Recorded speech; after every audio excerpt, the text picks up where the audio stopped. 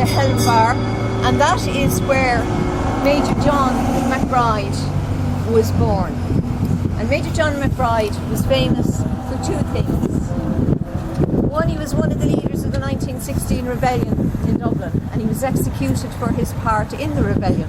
But his other claim to fame was that he was married to a very beautiful lady. His name was Maud Gonne, exactly. And Maud Gonne was the beauty of her day in both Dublin and London. And she was the inspiration of all Yeats's love poetry. Yeats was in love with McBride's wife all his life. And all his love poetry was either written to her or about her. Now, she didn't love Yeats, but she didn't love McBride either. She really only loved herself. Just listen to this for a lady in the 1890s.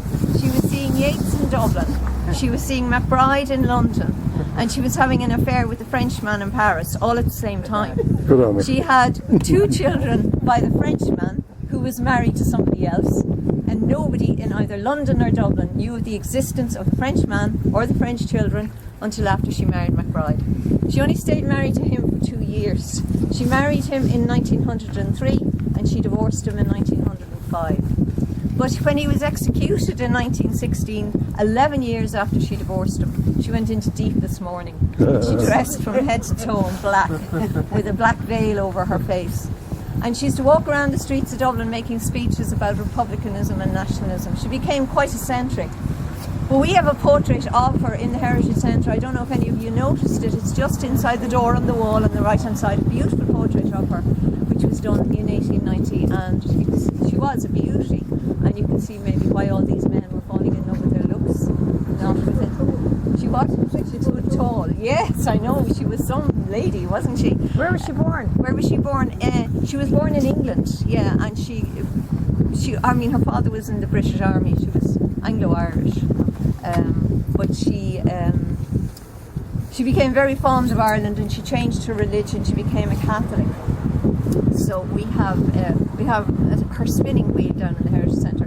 A spinning wheel was presented to her by the people of Ballina. I don't know whether Maud Gonne ever did any spinning, but it doesn't actually look as if she used it. But it's there. We have quite a few things that we got from the McBride family, and for the 1916 Rising, we're going to have an exhibition in here on Major John McBride and on the McBride family.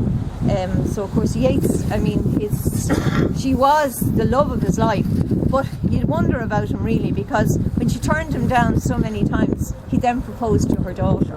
So he's 14 or something. Yeah. She was only a child. So I mean, that is strange, but he did. I mean, in his poem, one of his most famous poems, he wishes for the cloth of heaven, and he says, "I spread my dreams under your feet, tread softly. But I, being poor, have only my dreams. I spread my dreams under your feet. Tread softly, because you tread on my dreams." So anyway, it's very romantic. He did write beautiful poetry about her. Major John and Maud Gonne had one son. They'd only one child, one son. His name was Sean McBride, and he later became. He was minister in the Dáil here. And outside the Catholic Church on the Mall in Westport, there is a bust of Major John that was unveiled by his son Sean in 19